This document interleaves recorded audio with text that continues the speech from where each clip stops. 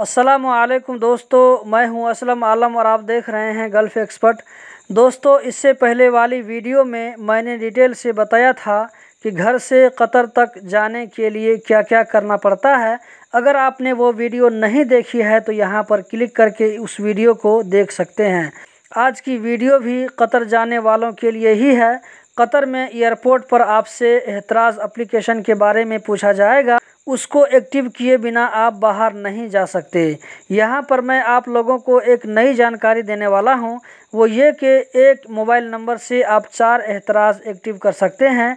वैसे तो आपको एयरपोर्ट पर सिम कार्ड मिलेगा ही, लेकिन अगर आप चाहें तो अपने किसी दोस्त के मोबाइल नंबर से भी एहतराज़ एक्टिव कर सकते हैं, जो दोस्त आपके साथ में होगा। या कभी भी एहतराज़ में कोई मसला आ जाए, जैसे कभी कभी एहतराज़ में क्वेश्चन मार्क आ जाता है और वो आसानी से नहीं हट रहा है, तो आप उस एहतराज़ को डिलीट करके फिर से किसी दूसरे नंबर से उस एहतराज़ को एक्टिव कर सकते हैं। इससे पहले वाली वीडियो में मैंने जिस भाई के बारे में बताया था, उनसे बातचीत करके इस नतीजा पर पहुंचा हूं। कतर पहुंचने के बाद जब आप क्वारंटीन सेंटर जाएंगे तो वहां जाने के बाद आपका कोरोना टेस्ट होगा।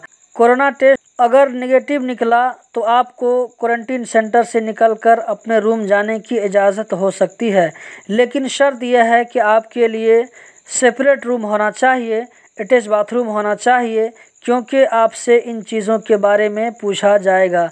पूरी तसल्ली होने के बाद ही आपको रूम जाने की इजाज़त होगी।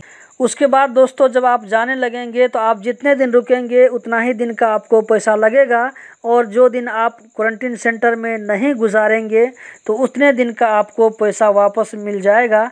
लेकिन उसका थोड़ा सा प्रोसेस है, जो प्रोसेस होने के बाद ही आपको पैसा मिलेगा, और बाकी दिन आपको होम क्वारंटीन के तौर पर गुजारना पड़ेगा।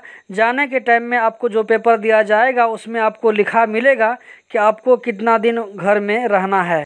लेकिन दोस्तों, ये ज़रूरी नहीं है कि हर आदमी के साथ में ऐसा ही हो। दोहा कतर से रिलेटेड इसी तरह की जानकारी के लिए हमारे साथ जुड़े रहें।